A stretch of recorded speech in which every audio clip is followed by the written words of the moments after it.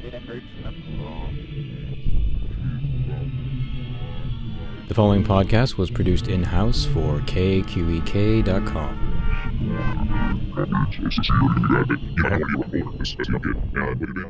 It's Friday, April 8th, and this week's podcast features a compact Q&A with legendary Goblin member Maurizio Guarini, who joined the iconic Italian prog-rock band and film composing group in 1975 and co-composed and performed on many of Goblin's greatest albums, including Roller, Suspiria, and Patrick. Guarini, now based in Richmond Hill outside of Toronto, was recently commissioned by the Italian Institute of Culture to compose and perform a new score for Inferno, a 1911 silent film loosely based on Dante's The Divine Comedy, the famous narrative poem completed in 1320. Inferno was also Italy's first feature-length film, and although it originally featured music by Raphael Caravaglios, nothing survives of his efforts. For the 2004 DVD release, Tangerine Dream composed a new score. A full restoration with tinted scenes and assembly of all extant footage from various surviving prints around the world was completed in 2006 and released on DVD in 2011. It is this version, which runs 70 minutes but features new English intertitles, which was screened Wednesday, April 5th at Innistown Hall as part of the cooperative venture primarily between the University of Toronto's International Seminar on Critical Approaches to Dante and the Italian Institute of Culture, and featured a live score composed and performed by Maurizio Guarini. I'll talk a bit more about the screening shortly, but let's move on to my conversation with Guarini. Alessandro Ruggera is the director of Italian Institute of Culture. Knew that I was with Goblin. I was living here. We had a chance to meet. He had this idea, why don't you do this? Why don't we do this? And he told me, are you willing to try to do something like live? I said, sure. I didn't even know this movie. And I said, sure. I was involved just because Alessandro called me, the Italian Institute of Culture, yeah. How much time was involved in terms of familiarizing yourself with the film, perhaps familiarizing yourself with the history of it, maybe even revisiting the text, and then actually composing the music? It's not something that I did like you start and end a process or a task. I started mentally thinking what was going on. I saw, of course, immediately the movie a couple of months ago. Maybe I started thinking in the background how to approach the thing. And I knew the story because in Italy, Dante is like the founder of the Italian language or something like that. So kids at school learn all the Inferno and there are other things. So I knew the story, I saw the movie, of course it's a 100-more-year-old movie, and I decided how am I going to do it. The only approach I heard, Tangerine Dream did like Tangerine Dream music. They adapt the movie to their music, I think, but they didn't do much. The other thing was like really experimental, like atonal effects. I said no. I could have done something like detached from the movie, using the movie as a background, like, I don't know, people can do with disco music or stuff. I said, no, I want to use the the classical approach. Like you see a movie, you see horns, trombones, timpani, people associate with this kind of stuff. Maybe 100 years will not be the same. I say, okay, let's try to do a sort of snapshot of what can be a movie right now of that time. So that's what I decided to do, and I worked maybe a couple of weeks on composing the songs and decided even to use some existing part of songs for Goblin of my production. Because I noticed that also there is like a series of transitions musically that happen once he approaches the cave. To me, the impression I get is that the music sort of beckons him. It's very soothing and very warm, but also is very cyclical. So I guess that sort of keeps drawing him into the cave.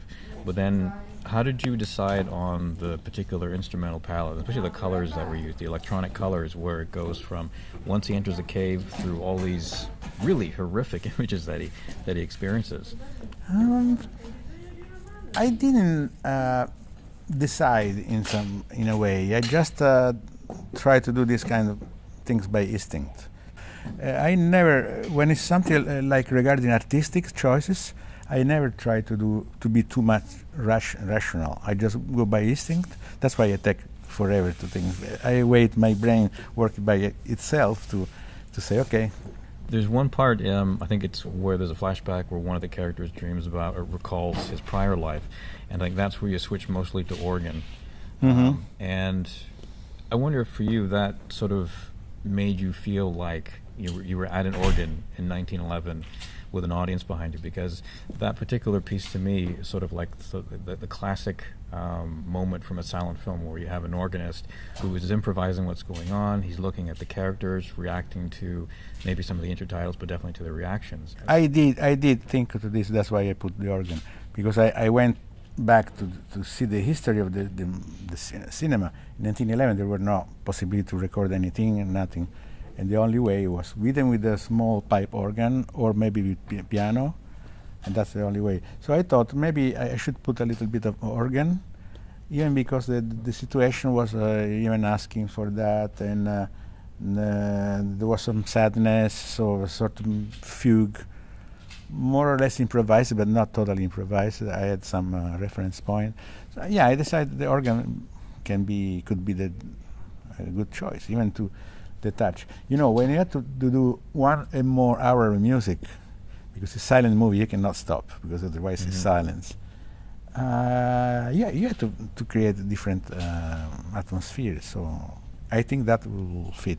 One section I guess I was interested in is you chose a very industrial sound, but there's sort of two different types of industrial sound. One, there's a lot of mechanical, heavy percussion, but then another one, there's a lot of distortion that you use. And it's very, very subtle in some parts, where a note may begin and then it just kind of electronically or digitally dissipates. What was your thinking behind applying those really harsh sounds? Okay, for the first one, I thought there was a sort of like a toy around things. I want to put the audience in the middle of the toy, like a video game or something. It's not like that, but that was the choice of that kind of sound. The other one is toward the end, when we see Lucifer.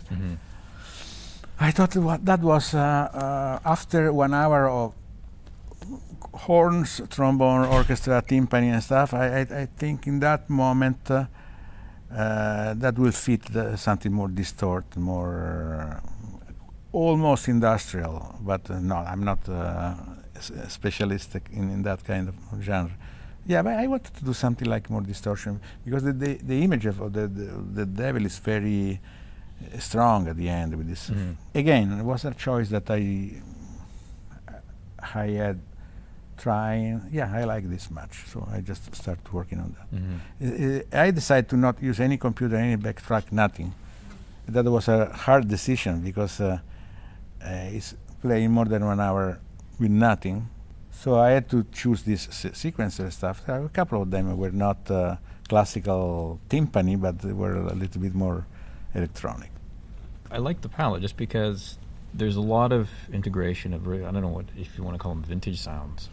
There's certain recognizable sounds from very specific kinds of keyboards and emulators and synthesizers and sequencers. They're used very discreetly. And I just find that it gave it a very warm feel to it. Even the harsh dissonance stuff, at the same time, it was just something that was kind of warm just because it had kind of an analog feel to it. There was one thing analog, and the rest was electronic. I didn't want to push too much in any direction.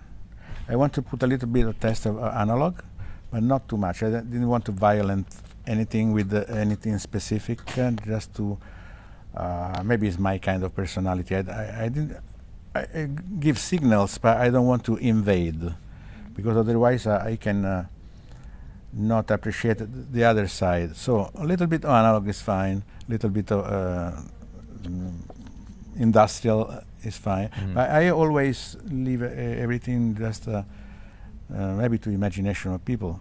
And then two quick last questions. One is, now that you scored a silent film, would you like to try another silent film perhaps, or maybe a similar kind of project, even if it's in a short form? Because I find that for me, I find that the idea of a silent film being scored today, it's not exactly a blank canvas, but there's no dialogue to worry about. The intertitles are minimal. So really, the music has to stand on its own. I'm open to work on anything. What I would like to know is, first of all, I want to see the movie. It doesn't matter if there is a certain genre or whatever. I have my own parameter of judging something. If there is something that I like, yeah, I would like to work in something similar again, for sure. And then last question is there a chance that the music might come out as a CD or perhaps as a home video release, maybe digitally, with the music married to it? This is something that I thought 2 or 3 days ago, because I was quite happy with the result. I said, yeah, maybe we should turn this one in a CD or whatever. I had to double check, first of all, the rights. Okay, the rights of the music is mine, no problem. If I want to do a DVD or a release of the movie with the visuals, I had to check the rights. I'm pretty sure the original movie is public domain, but the restoration is not. Yeah. So I need to talk to see if it's possible to release. Yeah, I don't know why not allowing other people to see this kind of thing. Maybe somebody in the world will like it. I have a particular affection for silent films screened with new scores because it gives a lost, neglected, marginalized, or forgotten film a new life. The new scores aren't commissioned to be the definitive last compositional statement on a film, but an interpretation, an instinctive, creative reaction and translation of ideas into a work that allows audiences to experience a film in part through the mind of the composer. No two composers will ever write the same score. Something quite evident when one watches a film with alternate scores, be they original, or in the case of more contemporary Hollywood productions, an original and replacement score, when studios feel a problem film can be saved with a new musical interpretation. Silent films are different because they represent a canvas free from dialogue, sound effects, and ideally studio executives, egos, corporate meddling, and pressure to compose in a preferred idiom. Guarini's take is part classical, industrial, and experimental rather than prog-rock, and it shows his adventurous side and an instrumental palette quite different from his work with Goblin. What makes screenings such as Inferno so unique is that, for the most part, they are rare one-time events, a concert never to be repeated except perhaps on home video. There is no substitute for live music, and for those who enjoyed the Tiff Bell Lightbox's early years and series of scored film screenings, examples that come to mind include Fritz Lang's Metropolis, Carl Dreyer's The Passion of Joan of Arc, and Erich von Stroheim's Greed, no doubt such a carefully planned event is special. The Maurizio Guarini who performed his music this past week is the same versatile composer and musician who performed with a reunited Goblin October 12, 2013 at the Opera House, and performed with Fabio Frizzi October 8, 2015 in Frizzi to Fulci, 2 concerts I covered in print and podcast form for KQEK.com. Each concert featured 2 simple gestures of gratitude between Guarini and the audiences at the Opera House.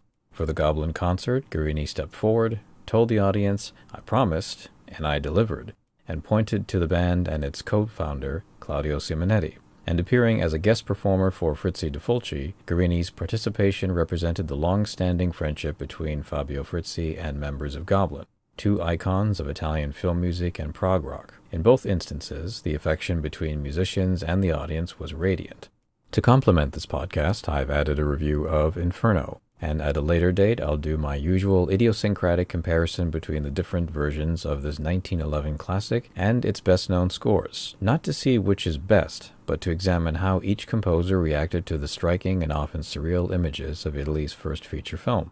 If you check out the editor's blog at KQEK.com, you'll find additional links to prior podcasts with Claudio Simonetti and 2 lengthy discussions with Fabio Frizzi, with an extended section on the great sound that typifies Italy's brilliant sound engineers of the 1970s.